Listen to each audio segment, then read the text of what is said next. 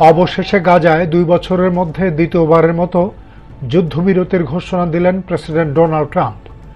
White হাউসে Israeli প্রধানমন্ত্রী Benjamin নেতানিয়াহুর সাথে বৈঠকের পর গাজা শান্তি পরিকল্পনা তুলে ধরেন ট্রাম্প, যেখানে অবিলম্বে যুদ্ধবিরতি, 48 ঘন্টার মধ্যে সব জিম্মি মুক্তি, ধাপে ধাপে ইসরায়েলি বাহিনীর প্রত্যাহারের শর্ত রাখা হয়েছে। তবে গাজায় হামাসকে রাজনৈতিক ও সামরিক কোনো ভূমিকাই রাখা হবে না বলে নিশ্চিত করেন তিনি।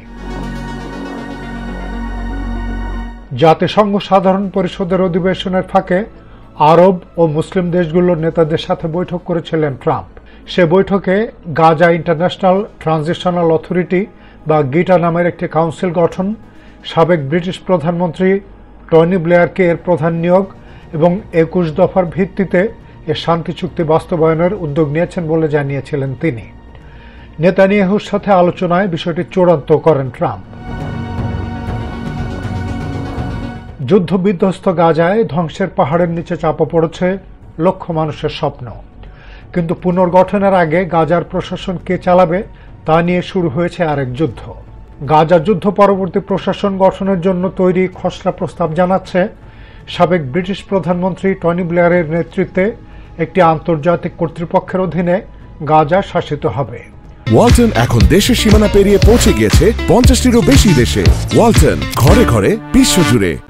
জাতিসংঘ নিরাপত্তা পরিষদের অনুমোদনে গঠিত গাজা ইন্টারন্যাশনাল ট্রানজিশনাল অথরিটি বা গিটা নামের এই কাউন্সিলে মাত্র একজন ফিলিস্তিনি থাকবেন, বাকি সদস্যরা হবেন আন্তর্জাতিক, আর্থিক ও রাজনৈতিক প্রভাবশালী ব্যক্তিত্ব।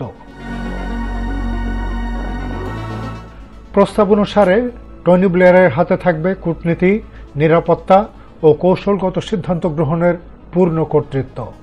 সমালোচকরা বলছেন এটি গাজায় কার্যত বিদেশি শাসন কায়েম করবে। এর ফলে গাজার প্রশাসনকে পশ্চিম তীরের ফিলিস্তিনি কর্তৃপক্ষ থেকে বিচ্ছিন্ন করার আশঙ্কা তৈরি হয়েছে। ফিলিস্তিনি সমালোচকরা বলছেন এটি ফিলিস্তিনকে 2 ভাগে বিভক্ত করবে এবং ফিলিস্তিনিদের ঐক্যবদ্ধ করা সংক্রান্ত অসলো শান্তি চুক্তির মূল চেতনা ভঙ্গ করবে। প্যালেস্টাইনিয়ান ন্যাশনাল ইনিশিয়েটিভ নেতা মুস্তাফা বারগুইতি বলছেন ফিলিস্তিনিরা এর আগেও ব্রিটিশ উপনিবেশিকতার শিকার হয়েছে, আজও যার কুফল ভোগ করছে পুরো মধ্যপ্রাচ্য। টনি ব্লেয়ারের নাম শুনলে এখনো মানুষ ইরাক যুদ্ধে তার বিশ্বাসঘাতকতার কথা মনে করে। আর প্যালেস্টাইন লিবারেশন অর্গানাইজেশন পিএলওর সাবেক আলোচক জাভিয়ের আবু ঈদ সরাসরি বলছেন এই পরিকল্পনা গাজাকে পশ্চিম তীর থেকে আলাদা করে দেবে এবং ফিলিস্তিনের একক রাজনৈতিক সত্তা ধ্বংস করবে। আবু তাহির মুস্তাকিম, এটিএন বাংলা।